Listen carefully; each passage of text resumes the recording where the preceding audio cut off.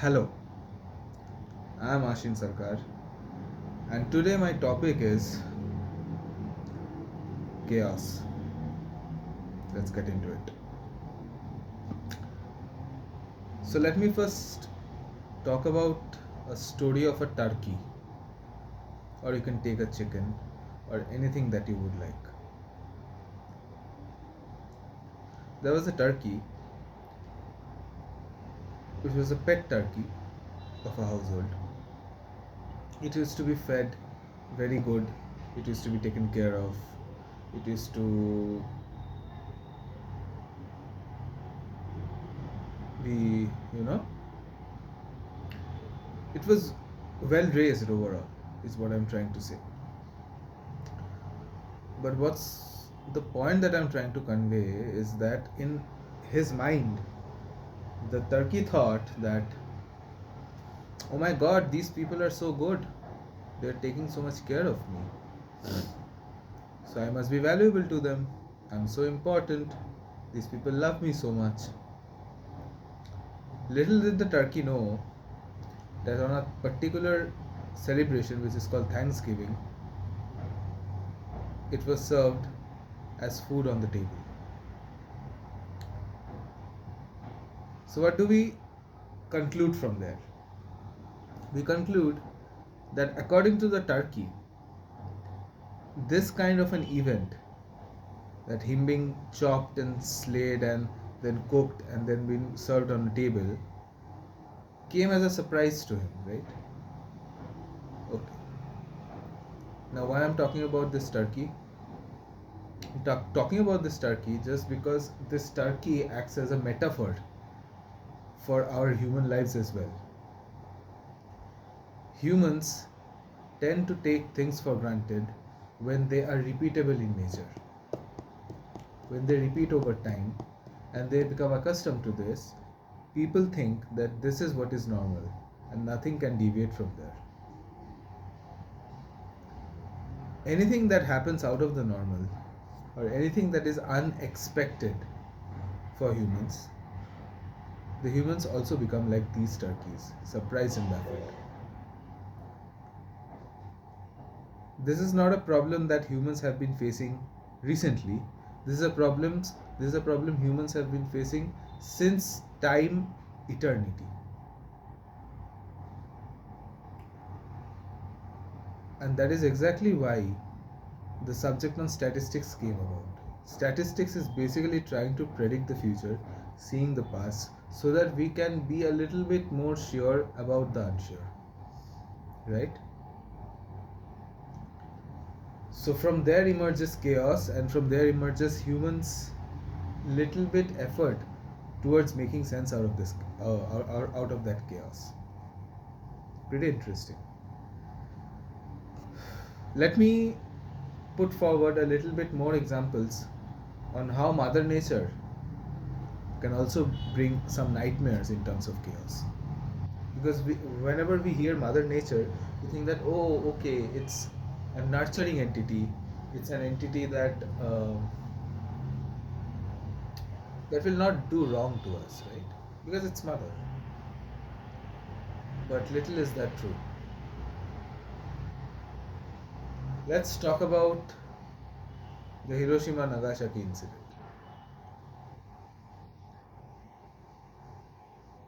Nobody in Japan at that point of time thought that something like that can happen. Let's talk about the 2000. Let's talk about the 2001 11 September.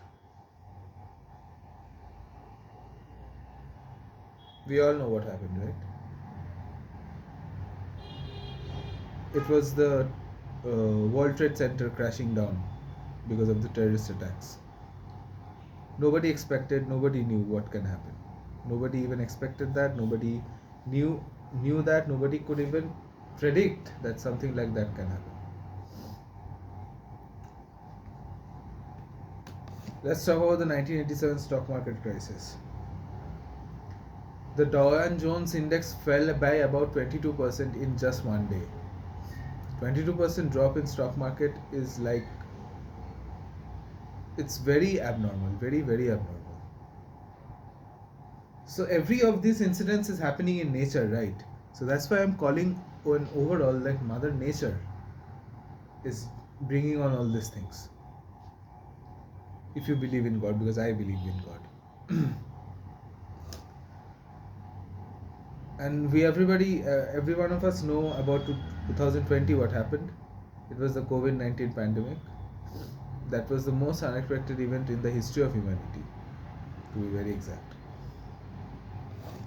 So all these things, all these random events, all these uncertainties about the future, this keeps humans quite baffled about the future, right?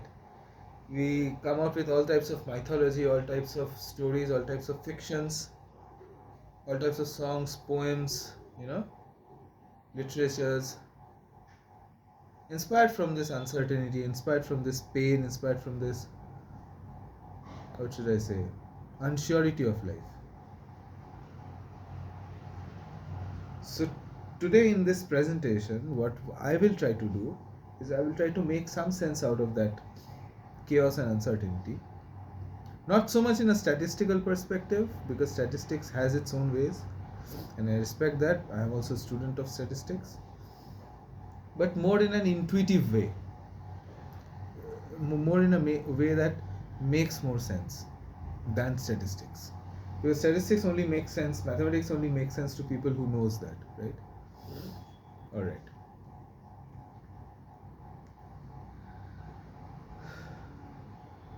Let's talk about a small swan. Small swan. When I say the word swan, what comes into mind? The first thing that comes into my mind is the color white or gray at maximum, right? Because that's the color of a swan that everybody has seen around. There is also one type of swans which are completely black in color, like proper swans, but black. They are called black swans. The only place where they are available is in Australia.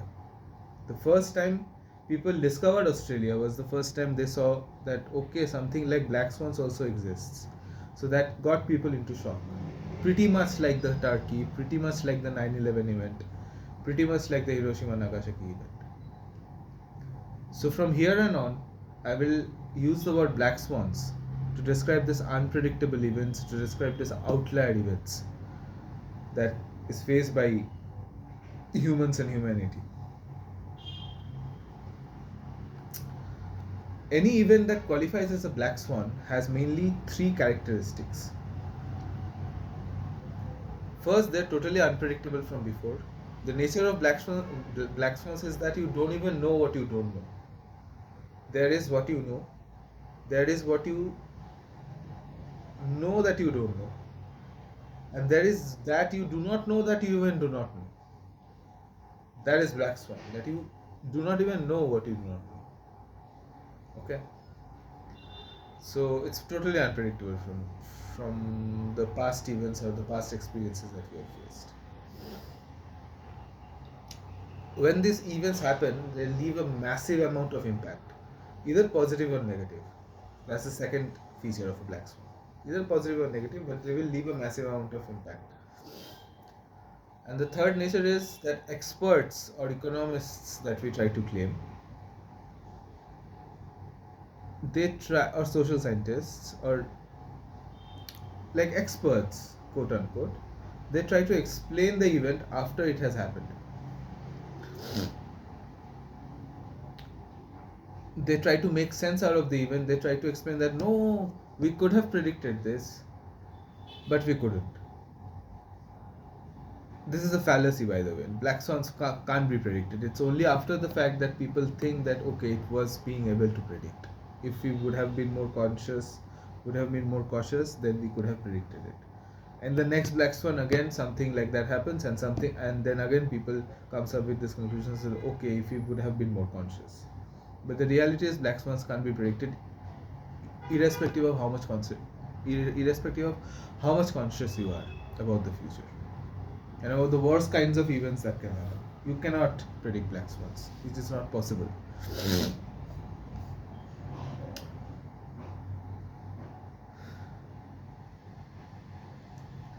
Okay, now now that we have talked about rare events, randomness, uncertainty, and black swans, let's talk about a black swan generating process. That means from where does black swans generate?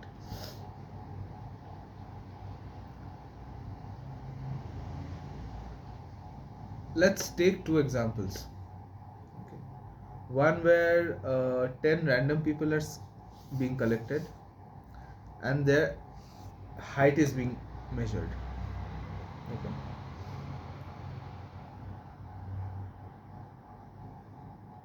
What would you think the and suppose the total height of those 10 people comes out to about some, what would I say,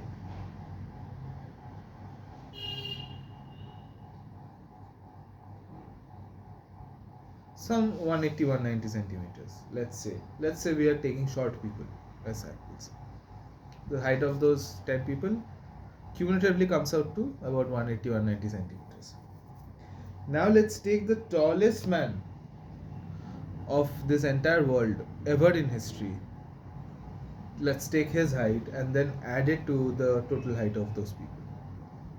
What would you think would be the percentage change in the total height? It would change by about 1 or 2% at most. Now let's take another situation. There,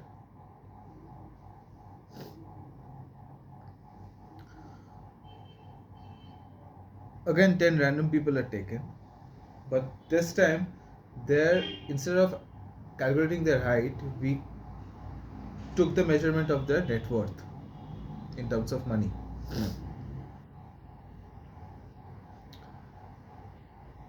And added up the net worth of those 10 people, randomly chosen people. Suppose it came to about some 15 lakhs, 10 lakhs. Suppose we took like middle class people, middle class, lower middle class people. So 10 lakhs, 15 lakhs, it came about their total net worth. Let's be a little bit optimistic. Let's say it came to about some 1 crore. Let's say some upper middle class people is also there. Now let's take the wealthiest man right now alive. Let's take Warren Buffett.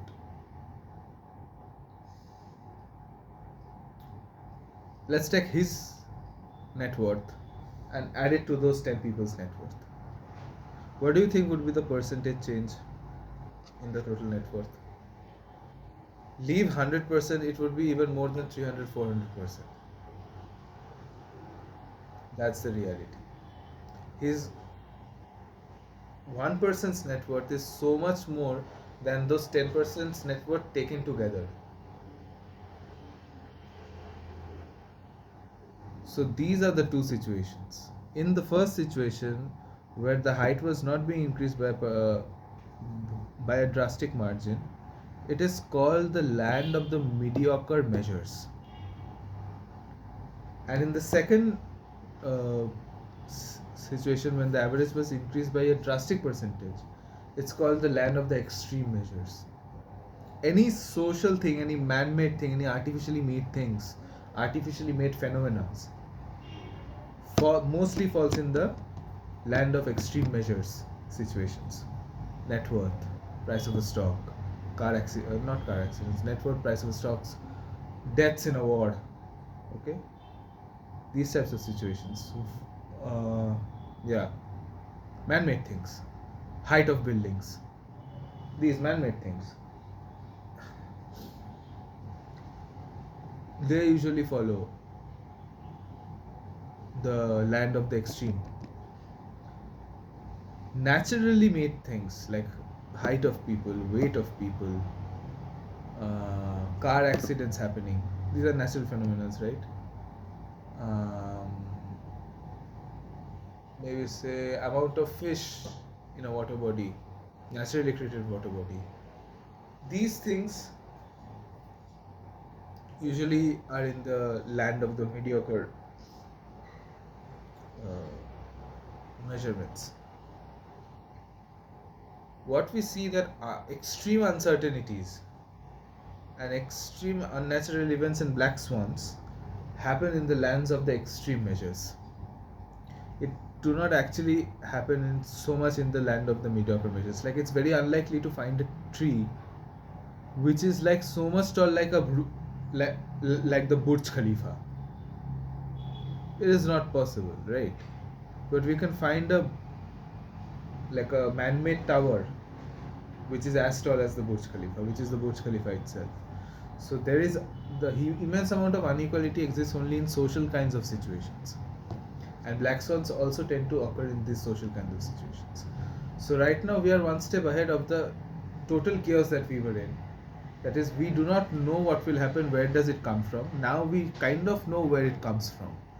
Extreme uncertainties and uncertainties that can't be predicted usually comes from these types of situations, social situations, extreme land of the extreme measures situations. Okay.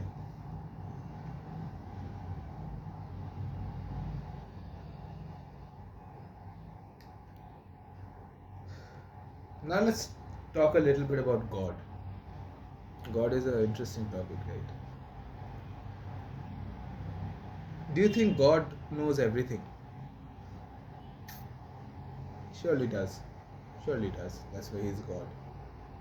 But I would argue that he doesn't know statistics.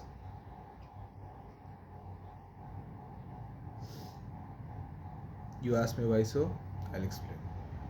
Why do we need statistics at the first place? We need statistics at the first place because we are uncertain about the future. Again, we do not know what is going to happen.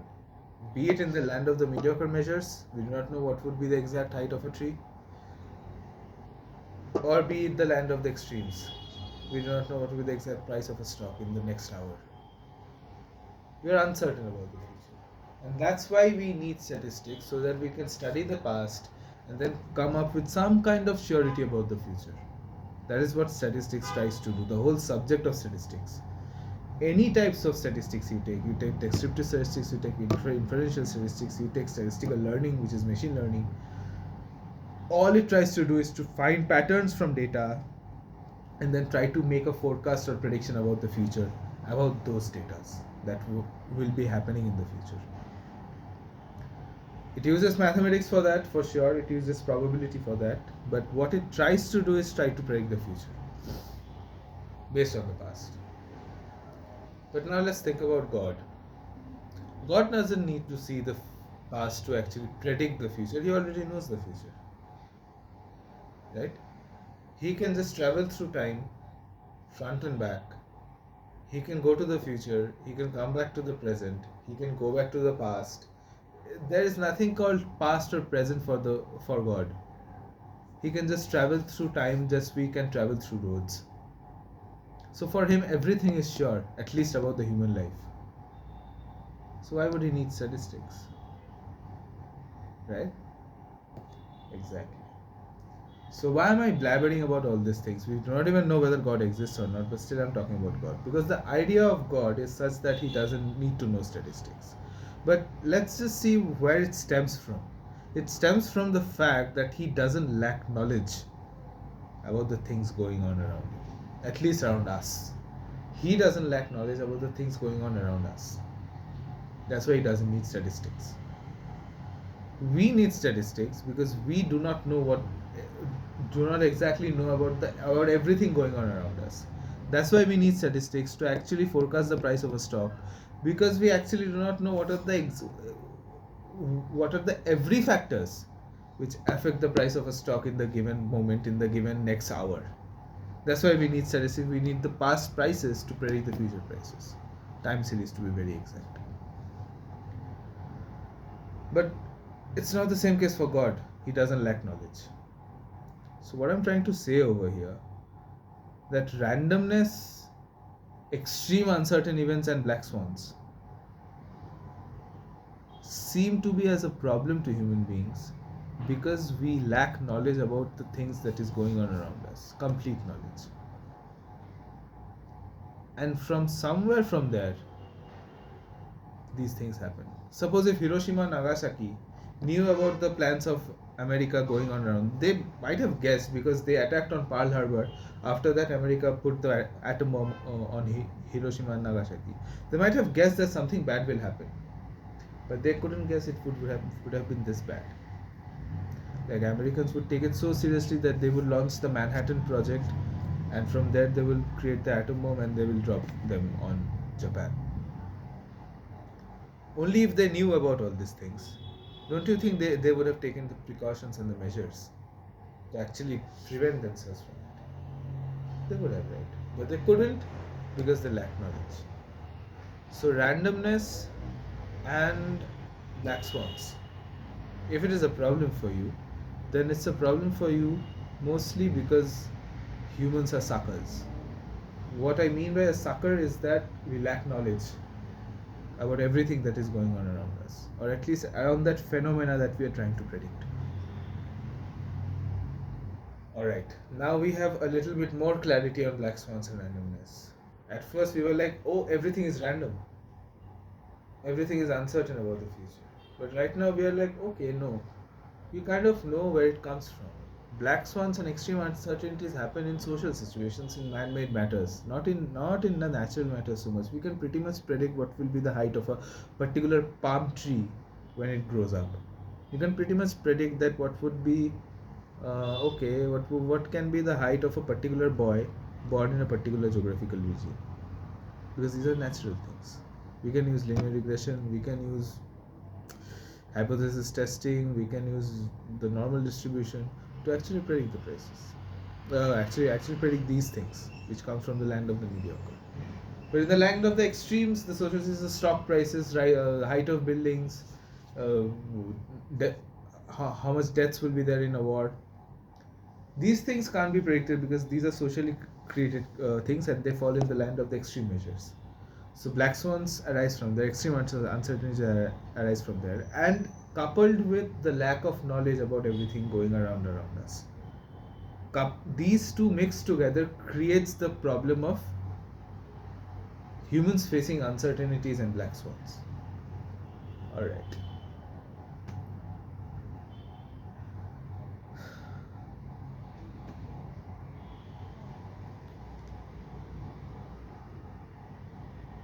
So till now we have been only talking about problems and detecting where the problem comes from, right? Now let's talk a little bit about the solution.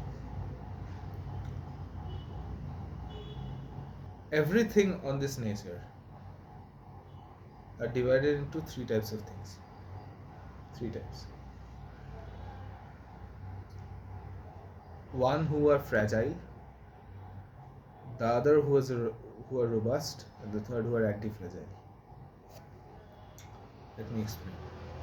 Fragile is something that breaks down from random stressors, randomness, uncertainty, non-surety. It breaks down from it. For example, glass. For example, weak people, like they mentally break down when faced with uncertainty about the future. They are not sure about what is going to happen. They break down. Second is the robust. They keep calm, they keep stoic, irrespective of what is happening around them. They do not break down from uncertainty. They do not even grow stronger from uncertainty. They stay exactly where they are. Suppose very hard rocks, diamonds, these types of things, like strong mountains. No matter what happens, strong statues like steel statues and all, like rust-free, rust-prevented steel statues.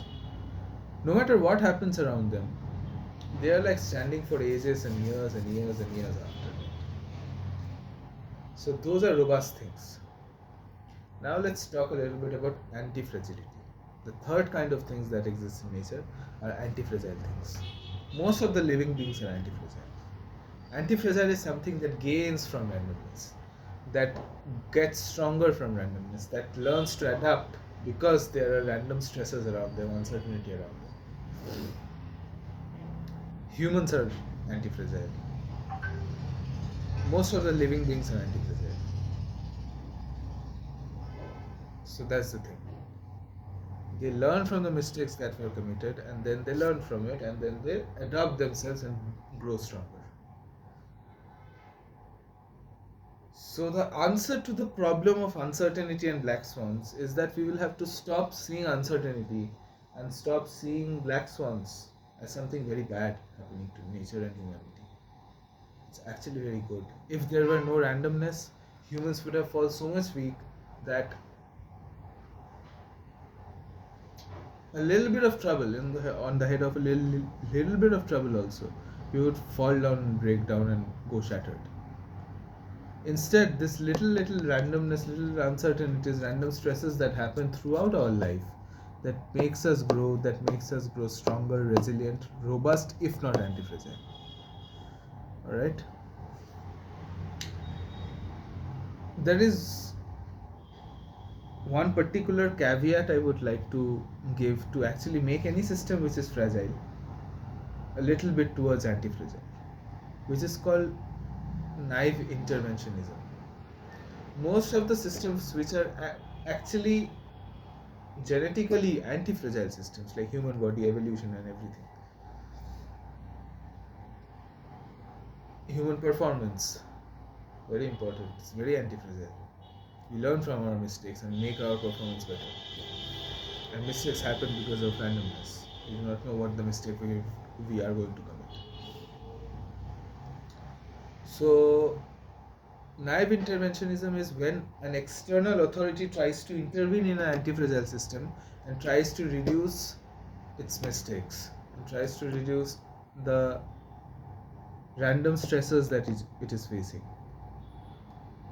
It is called naive because the externally coming authority doesn't know that it is actually doing more harm than it is actually doing good. It is thinking that it is doing good by taking out the random stressors from a person's life or from an anti-fragile system's life, but it is actually doing more harm because it is in turn making the system weaker and weaker, which ultimately will break down at a very small site of randomness, very small site of uncertainty when it is faced by it, because the world is uncertain. The real nature is uncertain and random. You cannot help it. So naturally anti-fragile systems are better off left alone. Let them fight with the stressors, let them fight with the randomness, uncertainty. Let them fight with the unpredictable. Do not try to predict it. Let them see what are the circumstances. Let them learn from it and grow from it and become stronger from it. There are many measures to actually measure the anti-fragility or the robustness of a particular system. Qualitative measures, quantitative measures, convex curve, concave curve, many things are there. But there is one particular measure in particular that is one of my favorites. It's called the Lindy effect. What is the Lindy effect? Lindy effect, it's given in my documents also, the last paragraph that I have written. It's the effect on long things. What do I mean by that? Anything, be it an idea, be it a book, be it a culture, be it a tradition, be it a company, be it a person, be it a reputation, anything. Suppose it has persisted, it has managed to live long enough for itself, then the Lindy effect says that it is expected to live an additional more longer years than anything which is new. It's very interesting because when you live long enough, when you are relevant for long enough, that means you have fought the biggest uncertainty source in this world, which is time. Time is the biggest source of uncertainty that anyone can go through. So if you have survived time, that means you are strong enough to survive anything and even more time. So that's the Lindy effect. So anything which is old, let's just assume that they're not as old school that they are. They have adopted to the systems, they have changed themselves, they have got into the randomness of nature that has thrown to it, and it has evolved out of it newer and stronger and better. So the the term old is gold, it's about true actually. So the answer to the black swan problem and the randomness problem, don't see it as a negative thing. Don't try to predict it from before. Statistics and all, it's good, but it's good for the land of the mediocre measures. In the land of extreme measures, take statistical measures. Obviously, do not go in such a way that no statistical measures won't work. It does work. That's why it's a subject for so long. It does work, but don't rely on it too much, so that if something out of the expected happens, out of the expected value of the random variable happens, you go broke or you get shattered down. Be open to randomness, be open to that something bad might happen, and we will just learn from it. Being open to randomness actually does what? It actually creates a redundancy in a particular anti-fragile system, where even if that random event happens or that black swan happens, that becomes irrelevant for the system, because it has taken precaution towards it, and it has opened itself up towards happening of anything. So if something happens, the system is not breaking down, it is learning from it and growing strong. So that's my presentation on chaos, randomness, uncertainty, and most importantly, anti-fragility, the solution to all types of randomness and black swans. So thank you.